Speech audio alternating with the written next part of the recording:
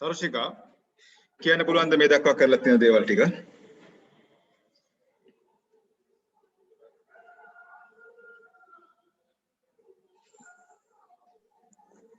සරල අනුවර්තීය චරිතය කියන්නේ නියමිත කාලපාන්තරවලදී නැවත නැවත සමාන චරිත අවස්ථා ඇති කරමින් සිදුවන චරිතයක්. එතකොට සරල අනුවර්තීය චරිතය තරංගයේ තැනුම් ඒකකය කියලා ගන්න පුළුවන්. සරල අනුවර්තීය චරිතයක දකින්න පුළුවන් ලක්ෂණ කිහිපයක් තියෙනවා. එකක් තමයි විස්ථාපනය ශූන්‍ය ස්ථානයේදී ප්‍රවේගය උපරිම වෙනවා. විස්ථාපනය උපරිම වෙනකොට ප්‍රවේගය ශුන්‍යයි. ඊළඟට කම්පන කේන්ද්‍රය දිහාවට හැම වෙලේම විස්ථාපනය කම්පන කේන්ද්‍රයේ ඉඳන් සිදු කරනු ලබන විස්ථාපනයයි විස්ථාපනයට අනුලෝමව ත්වරණය වැඩි වෙනවා. ඒ ත්වරණය කම්පන කේන්ද්‍රය දිහාවට හැම වෙලේම තියෙන්නේ. එතකොට අපිට සමීකරණ ගන්න පුළුවන් A අනුලෝමයි x කියලා. එතකොට ඒක කම්පන කේන්ද්‍රයේ ඉඳන් විස්ථාපනයයි ත්වරණයයි ප්‍රතිවිරුද්ධ දිශාවල තියෙන හින්දා A අනුලෝමයි ඍණ x කියලා ගන්න පුළුවන්. ඒකේ සමානුපාතිකතාව අයින් කරාම A සමානයි ඍණ x කියලා ඍණ kx කියලා සමීකරණයක් ගන්න පුළුවන්. ඊළඟට සරල අනුවර්තීය චරිතයේ දෙන වස්තුවකට අනුරූප වෘත්ත චරිතයේ දෙන වස්තුවක් ගත්තොත් ඒකෙන් අපිට ගන්න පුළුවන් A සමානයි ඍණ ඔමෙගා වර්ගයේ x කියලා සමීකරණයක්. ඍණ ඔමෙගා වර්ගය කියන්නේ සරල අනුවර්තීය චරිතයට අනුරූප භ්‍රමණ චරිතයේ ඇති කෝණික ප්‍රවේගය. ඊළඟට සරල අනුවර්තීය චරිතයේ ආවර්ත කාලය අපිට ගන්න පුළුවන් t සමානයි 2π වර්ගමූල L බෙදීම g කියලා. ඊළඟට දුන්නක ආවර්ත කාලය ගන්න පුළුවන් t සමානයි 2π m බෙදීම වර්ගමූල m බෙදීම k කියලා. ඊළඟට කම්පන කලාව කියන්නේ සරල අනුවර්තීය චරිතයක යම්කිසි පිහිටීමත් ඒකට අනුරූපව වෘත්ත චරිතයේ සිද්ධ වන කෝණික විස්ථාපනය මගින් අපි ප්‍රකාශ කළොත් ඒ කෝණයට සරල අනුවර්තීය චරිතයට අනුරූප කම්පන කලාව කියලා කියනවා. ඊළඟට සරල අනුවර්තීය චරිතයක විස්තරය කියන්නේ කම්පන කේන්ද්‍රයේ ඉඳන් සිද්ධ කරන උපරිම විස්ථාපන ඒක ඒ වලින් නිරූපණය කරනවා. ඊළඟට දෝලන කාලාවර්තය කියන්නේ එක දෝලනයක් සිද්ධ කරන්න ගතවන කාලය. සංඛ්‍යාතය කියන්නේ තත්පරයකදී සිදු කරන පූර්ණ දෝලන ගණන. හොඳයි. හොඳයි දර්ශකයා. ඒ විදිහට ඔයාට මතක තිබුණා ඒ ටික. ඊළඟට අපි බලමු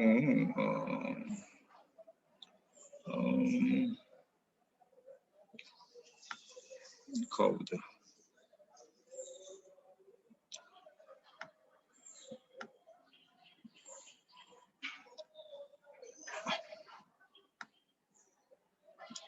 මනීෂා 12k ඔයාට පුළුවන්ද මේ දක්වා මොන හරි ඉගෙන ගත්ත දෙයක් තියෙනවා නම් ඔයාට මතක ටික කියන්න. මනීෂා 12k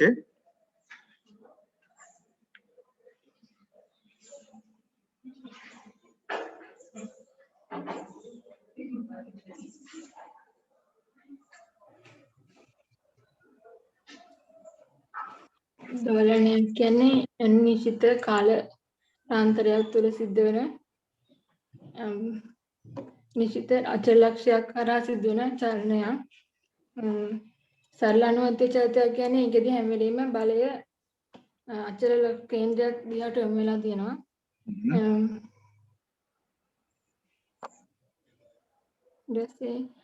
ඒකෙදී බලය අචල කේන්ද්‍රයේ ඉඳලා තියෙන දුරට අනුලෝම සමානුපාතිකයි. බලය හැම වෙලෙම කේන්ද්‍රය දෙයට යොමු වෙලා තියෙන්නේ. බලය x අනුලෝමානුපාතිකයි ඍණ x කියලා ගන්නෙ.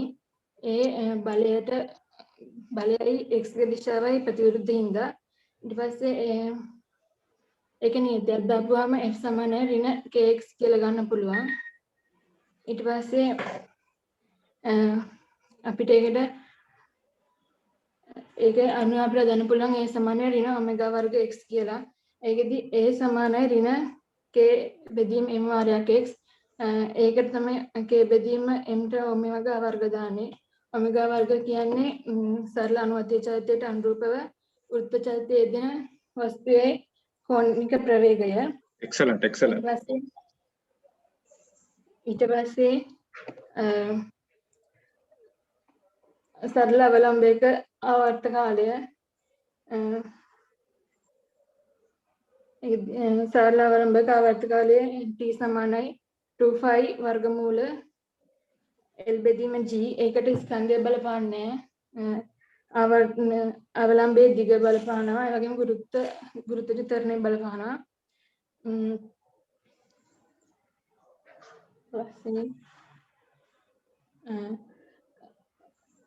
දුන්නක ආවර්ත කාලය වන t සමානයි 2π වර්ගමූල k බෙදීම m. ඒකට ස්කන්ධය බලපානවා. ඔව් හොඳයි මනීෂ හොඳයි. මේ දක්වා කරලා තියෙන දේවල් පිළිබඳව ඔයාලට හොඳ ඕවරෝල් අයිඩියා එකක් තියෙනවා. එක්සලන්ට්. අන්න එහෙම හැමෝම මම හිතනවා දැන් මම රැන්ඩම්ලි මේ ගත්තේ. ඉතින් හැමෝටම මොනවා හරි තමන් අයිඩියා එකක් ඇතුව දෙයක් කියන්න පුළුවන් කමක් තියෙනවා නම් ඒ කියන්නේ වා ඒක ගැන අදහස තියෙනවා කියන එකයි. එතකොට දැන් අපි මේ අදහස තියෙන ඒච්චර යොන කරන්නේ ඒ තියෙන අයිඩියා එක ඕන කරන්නේ ඔයාලා දන්න එක මොනවා හරි කරලා වචන කරලා පැහැදිලි කරන්න පුළුවන්කම තියෙනවා නම් ඊට පස්සේ අපි ගැටලු විසඳීම හරහා ඒක තව ඔප්ටිමයිස් කරන එක තමයි කරන්නේ. ඒක ඕක තමයි හැම එකදීම P6 කියලා අපි කරන්න තියෙන්නේ. නිසා මේකේ ලොකු දෙයක් නෑ. මෙතන තියෙන්නේ අපි දන්න එක හරි පොඩි එක හරි හරියට දැනගන්න ඕනේ කොහොමද මේක වැඩ කරන්නේ කොහොමද මෙතන වෙන්නේ කියලා. ඒක තේරුම් ගියේ නැත්නම් 100 පාරක් හරි ප්‍රශ්න අහලා ඒක තේරුම් කරගන්න ඕනේ මේක වැඩ කරන්නේ කොහොමද කියලා. එහෙම ගියා එහෙමනම් අපි මේක කරන්නේ එහෙමනම් අපි මේක ඉගෙන ගන්න මේක අමාරු නෑ. මේක තමයි ලේසිම සබ්ජෙක්ට් එක. ඒ නිසා මොකද අපිට මේකේ රියල් ලයිෆ් සිද්ධ වෙන දෙයක් තියෙන්නේ. හරි ලස්සන වැඩක් මෙතන තියෙන්නේ. මේකේ තියෙන දේ අපිට සාමාන්‍ය ජීවිතයේ ඇවිදිනවා කිව්වොත් එimhe අපිට ඕක තේරුම් කරන්න බැරි කමක් නැහැ නේ කෙනෙකුට නේද? උතාත් ෆිසික්ස් එකක් තියෙනවා. තමයි අධිකරණකොත් ෆිසික්ස් එකක් තියෙනවා. ඉතින් ඒ නිසා මේ එදිනදා ලයිෆ් එක මේ ෆිසික්ස් කියන්නේ වෙන මොකවත් නෙමෙයි. එදිනදා ඇහැට පේන ජීවිතේ. ඒක තමයි පැහැදිලි කරන්න තියෙන්නේ. දැන් බලන්න මම ඔයාලට මෙතනින් එහාට පොඩි නිකන් ක්ලිප්ස් ටිකක් පෙන්නන්නම් මේ සරල අනුවර්තී චලිතය කියන මේ දෝලනය කියන එක ක්‍රියේටිවිටි විදිහට හිතපු මිනිස්සු කොයිතරම් දේවල් මේක භාවිතා කරලා කරනවද කියලා. නිසා මේක ඇත්තටම සබාධමේ තියෙන දේවල් තමයි අපි විද්‍යාව කියලා දකින්නේ නිර්මාණ කියලා දකින්නේ සබාධමේ තියෙන දේවල් මිනිස්සු සමන්ගේ නිර්මාණශීලීත්වය භාවිතා කරලා ඒකට අපිට ටිකක් හිතා ගන්න බැරි මුහුණුවරක් දෙනවා. ඕක තමයි හැම සයන්ස් කියලා කියන්නේ ඒකයි. ෆිසික්ස් වල තියෙන මූලධර්ම භාවිතා කරලා අලුත් දෙයක් ගොඩනගනවා. දැන් බලන්න මේ මූලික concept එක සරල අනුවර්තී චලිතය අවලම්බයක දෝලනය කියන දේ විතරක් භාවිතා කරලා කොයිතරම් ක්‍රියේටිව් දේවල් මේ කරන්න පුළුවන්ද කියලා. ඒ නිසා මේ සබ්ජෙක්ට් එක කියන්නේ කොහෙවත් පොතක තියෙන එකක් නෙමෙයි. මේක රියල් ලයිෆ් එක.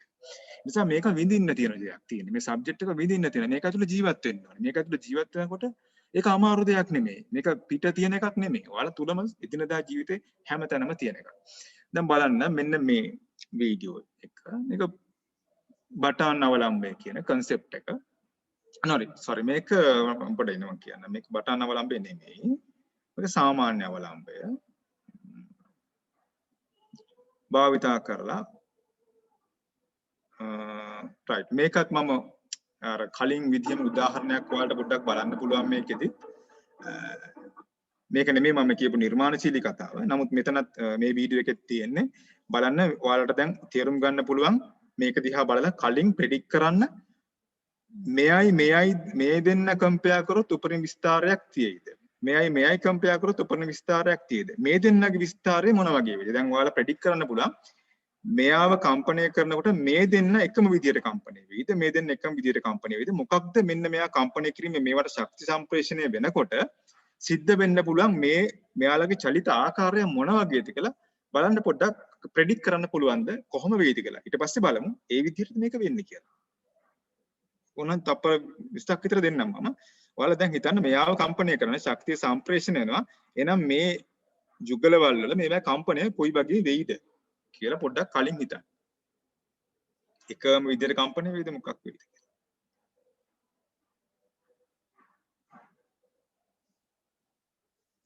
හරි දැන් හරියට අවබෝධයට ගියා නම් හරියට සමහරට හිතා ගන්න පුළුවන්. ඔන්න අපි බලමු මොකද වෙන්නේ කියලා.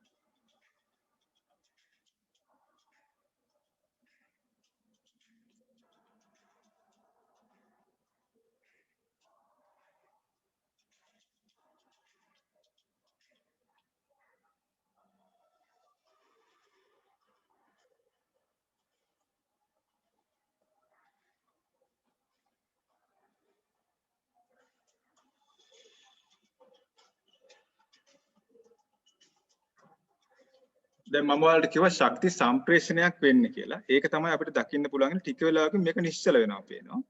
මෙයාගේ ශක්තිය මෙහෙට මේ වැඩි තමන්ගේ සංඛ්‍යාතයට සමාන කෙනාට වැඩි ප්‍රමාණයක් සම්ප්‍රේෂණය කිරීමේ ප්‍රතිඵලයක් විදියට මෙයා ශක්තිය මෙහාට සම්ප්‍රේෂණය කරලා අවසානයේ මෙයා කම්පණය වැඩි වෙනවා. මෙයා මිනිමම් කියන්නේ ගොඩාක් අඩු දෝලනයකට යනවා. ඒ කියන්නේ මෙයාගේ ශක්තිය අඩු වෙලා. ශක්තිය අඩු වෙලා මොකද වෙන්නේ? මේගොල්ලන්ට බෙදලා කියන වැඩිපුරම ප්‍රමාණයක් තමන්ගේ සමාන සංඛ්‍යාතයක් තියෙන කෙනාට ලබා දීමක් වෙන නිසා එයා උපරිම විස්තරකින් කම්පණය වෙනවා. වැදදි දෙන්න මේක උපරිම විස්තරයකට ඇවිල්ලා ඊට පස්සේ තවදුරටත් මෙයා සම්ප්‍රේෂණය කරන එක මෙයාට සිද්ධ කරලා සප්ලයි කරන දිගටම ඊට පස්සේ මෙයාගේ කම්පණය ගොඩක් අඩු වෙනවා.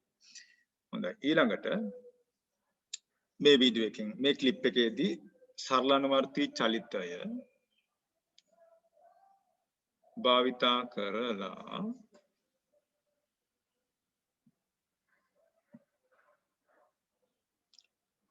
මෙන්න මෙහෙම දේවල් කරන්න පුළුවන්. මේක ඔයාලට ගෙදරට ඕන නම් try කරලා බලන්න පුළුවන් මේක. මේක හරියට කරොත් මේක මම දැකලා නැහැ මේ ක්‍රමේ මේ ආර්ට් එක ලංකාවේ තියෙනවා.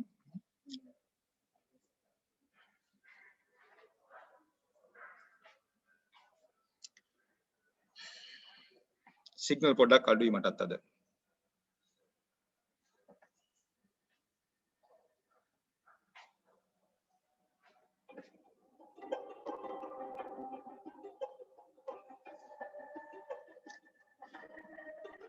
මේ කරන්නේ තීන්ත බකට් එකකට තීන්ත දාලා ඒකේ යටින් සිදුරක් විදිනවා. ඊට පස්සේ සිදුරෙන් තීන්ත වැහෙන එක තමයි වෙන්නේ දිගටම.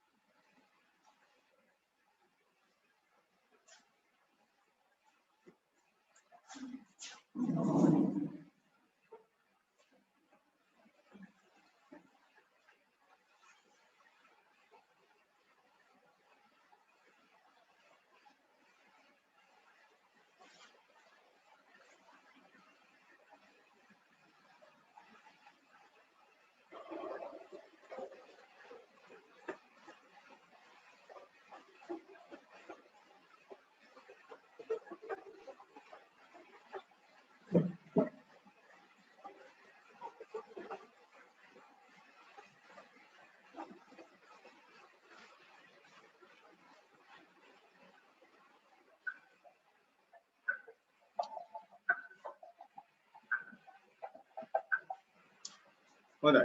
එහෙමනම් දැන් මාගාව තව ක්ලිප්ස් එකක් ඇතන මම ඒක පස්සේ පෙන්නන්නම් ඔයාලට. ඊළඟට අපි දැන් සරලානුවර්තී චරිතය කියන එක ඉගෙන ගත්තා.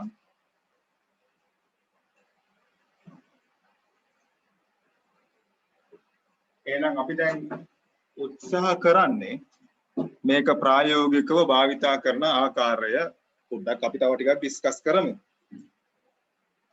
මෙතන ප්‍රශ්නයක් පේන්න තියෙනවා ඔයාලට. සරල අනුවර්තී චලිතයක පැහැදිලි කිරීමක් කරන්න වෙනවා මෙතනදී ඔයාලට. මේකේ කොහොමද ශක්තිය වෙනස් වෙන්නේ කියලා. ප්‍රශ්නේ තියෙන්නේ මොකද්ද? සරල අනුවර්තී චලිතයක යෙදෙන වස්තුවක කාලාවර්තයක්. ඒ කියන්නේ මොකද්ද? එක කම්පනයක් යන්නට ගත වන කාලයක් තුල විස්ථාපනය x කාලය සමග විචලනය වීම රූප සටහනේ පෙන්වා ඇත කියලා. මම මේ ප්‍රශ්නේ කලින් දීලා තිබෙච්ච එක. දැන් කාලාවර්තය තුල අංශුවේ චාලක ශක්තිය කොහොමද විචලන වෙන ආකාරය නිරූපණය කරන්නේ කියලා මේ ප්‍රශ්නේ අහනවා. හොඳයි. දැන් මේ ප්‍රශ්නේ බලන්න. මට ඕන කරන්නේ මේ ප්‍රශ්නෙට ඔයාලගෙන් එක්ස්ප්ලනේෂන් එකක් මොකක්ද ඔයාලා හිතන්නේ කියලා අදහසක් ගන්න. උත්තරයක් මේකට හිතාගන්න පැහැදිලිව හිතාගන්න පුළුවන් කෙනෙක් ඉන්නවනම් මේ chat එකට දාන්න.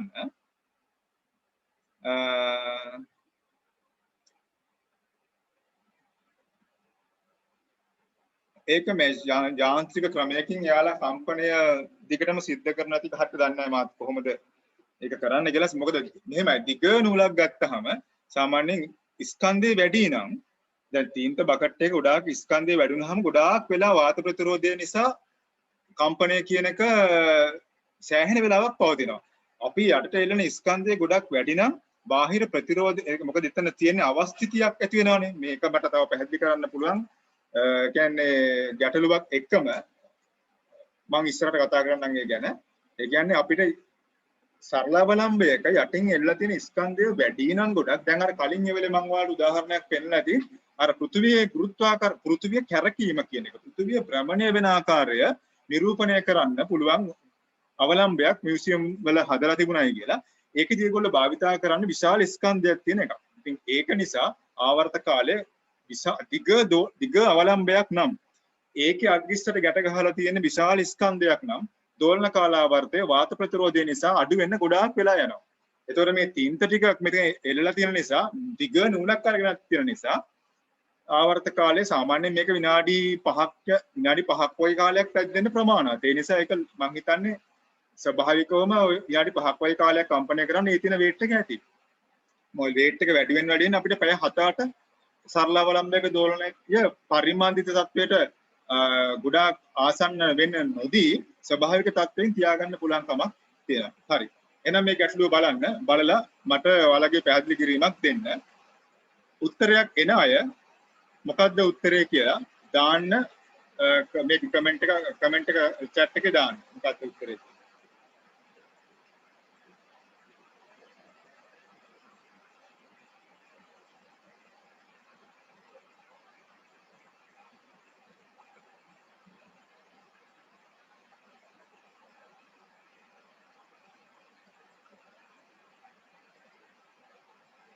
හොඳයි.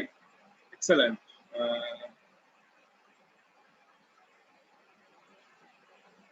දෙව්මි අනුරාධ මට ඔයා පැහැදිලි කිරීමක් කරන්න. ඔයා කොහොමද මේ උත්තරේ එක කියලා ගත්තේ කියලා. උත්තරේ මට හිතනවා පිළිගන්න පුළුවන් කියලා. කොහොමද ඔයා මේකට තර්ක ටික ගොඩනගන්නේ? මෙන්න මේ තර්ක ටික ගොඩනගන විදිහ තමයි වැදගත් වෙන්නේ. මොකද ඔයාලා තර්ක ගොඩනගන ක්‍රමය මොකක්ද කියලා හරියට දැනගැනීමෙන් තමයි මට පුළුවන් වෙන්නේ එතනින් එහාට මේක කොහොමද ඩෙවලොප් වෙන්න ඕන කියන එක හරියට හිතාගන්න. ඒ නිසා ගොඩක් වැදගත් ඒක. හරි. අනුරාධ පැහැදිලි කරන්න. කොහොමද මේ එක කියන උත්තරේ ආවේ කියලා.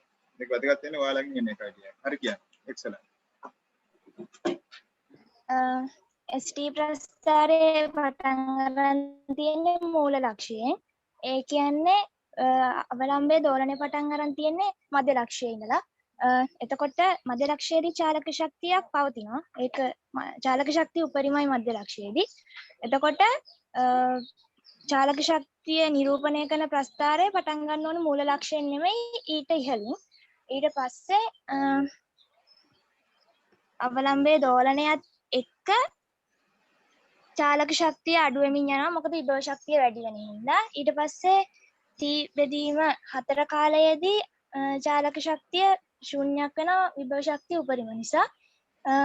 ඊට පස්සේ ආපහු මධ්‍ය ලක්ෂයට ආවහම චාලක ශක්තිය උපරිම වෙන්න ඕනි. ඒ නිසා එහෙම චලිතයක් වෙන්නේ පළවෙනි ප්‍රස්ථාරය.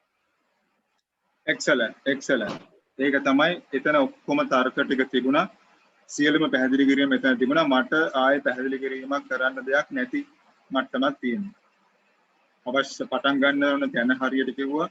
එතනින් මෙහෙම එතන විස්ථාපනය මෙතනදී විස්ථාපනයේ තියෙන බිඳුවේදී කියලා කිව්වා. මේ බිඳුවේදී විස්ථාපනය තියෙන නිසා මෙතනදී තමයි කියලා කිව්වා. අවලම්බයක හරි මොකක් හරි දෙයකදී සරලානුවර්තී චලිතයේ දෙන වස්තුවක උපරිම ප්‍රවේගය තියෙන්න ඕනේ. ඒ උපරිම ප්‍රවේගය තියෙන්න ඕන තැන තමයි උපරිම චාලක ශක්තිය තියෙන්න ඕනේ. ඒ නිසා මේ ප්‍රස්ථාරේ බිඳුවෙන් පටන් ගන්න හරියන්නේ නැහැ. මේක උපරිම තැනින් තමයි පටන් ගන්න ඕනේ. පිටි තැනකින් පටන් ගන්න ඕනේ කියලා කිව්වා. ඊට පස්සේ මෙන්න මෙතනට එනකොට ඒ කියන්නේ T බෙදීම 4යි. x උපරිම වෙනකොට x උපරිම වෙනවා කියලා කියන්නේ විස්ථාපනයෙන් ඈතටම ලක්ෂයට ගිහිල්ලා. එහෙනම් ඒ වෙලාවේදී විභව ශක්තිය බවට පත් වෙනවා කියලා කිව්වා. විභව ශක්තිය බවට සම්පූර්ණයෙන් පත් වුණාම චාලක ශක්තියක් එතන නැහැ කියලා කිව්වා. චාලක ශක්තිය බිඳුවක් වෙනවා කියලා කිව්වා. ඉතාලම හොඳයි පැහැදිලි කිරීම.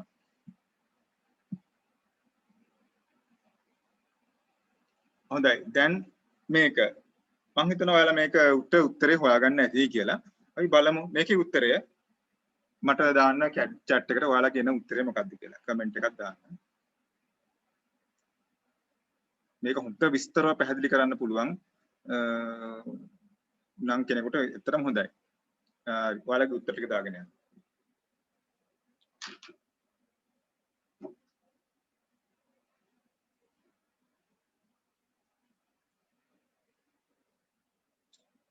ඕකේ. විහාරි පැහැදිලි කරන්න මෙතන සිද්ධ වෙන දේ.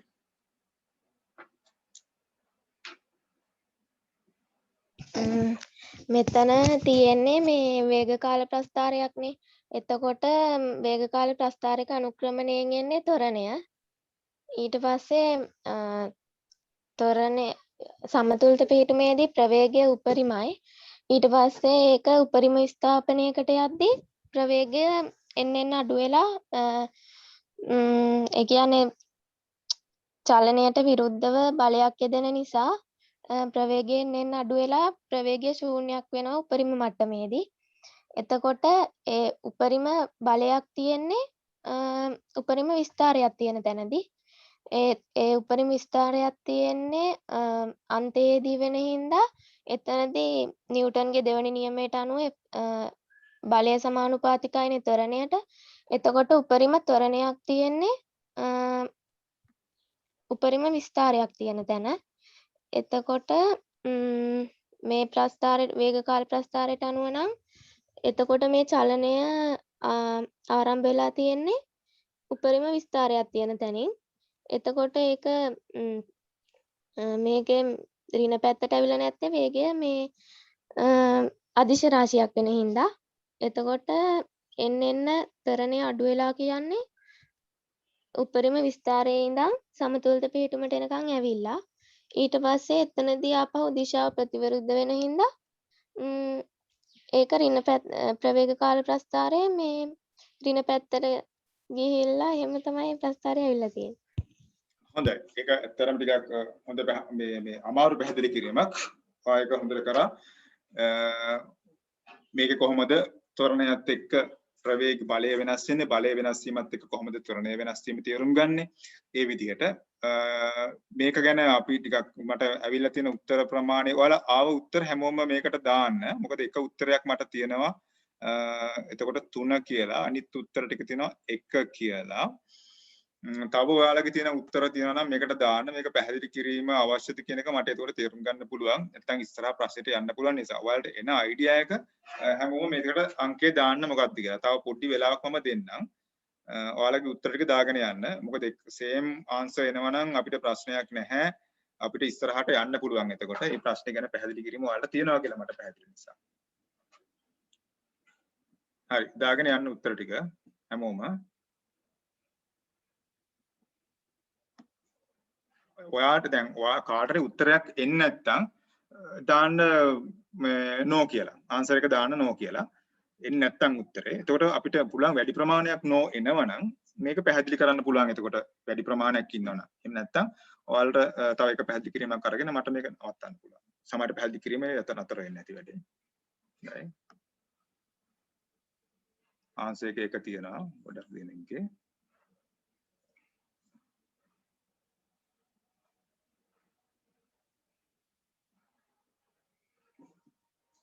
12K okay.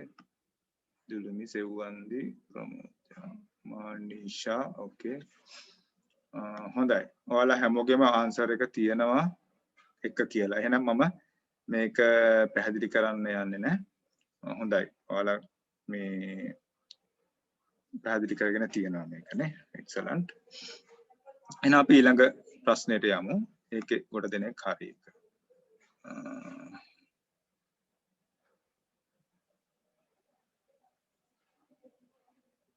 දැන් ඔන්න ටිකක් හොඳ පැත්තක් තියෙනවා. හොඳ ප්‍රශ්නයක් තියෙනවා ඈ.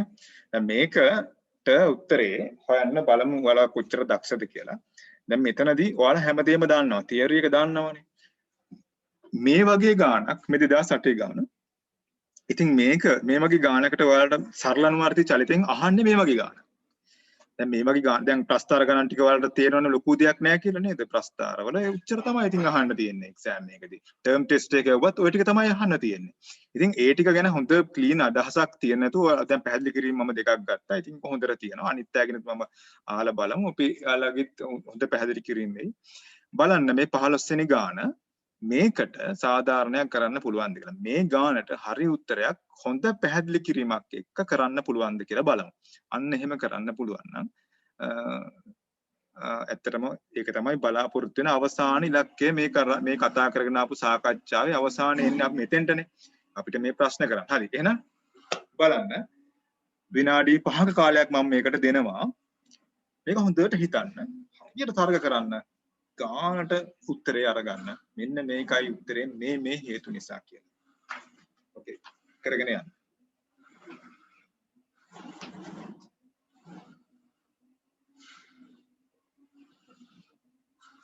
උත්තරේ ගත්ත ගමන් ඔයාලා කමෙන්ට් එක දාන්න මේකේ.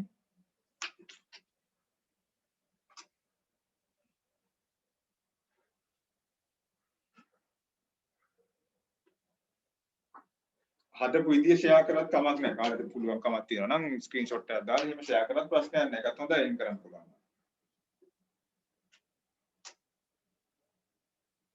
දැන් තමයි සීරියස් වැඩේ තියෙන්නේ. ඕකේ? දැන් තමයි සීරියස් වැඩේ තියෙන්නේ. දැන් මේක ප්‍රැක්ටිස් කරන්න. මේක තමයි වැදගත්ම පාර්ට් එක. හැමෝම try කරන්න. හැමෝම උත්තරයක් දාන්න මොකක් හරි උත්තරයක් දාන්න. right? අපිට දැනට ඉන්නවා එතකොට 26ක්. okay no problem.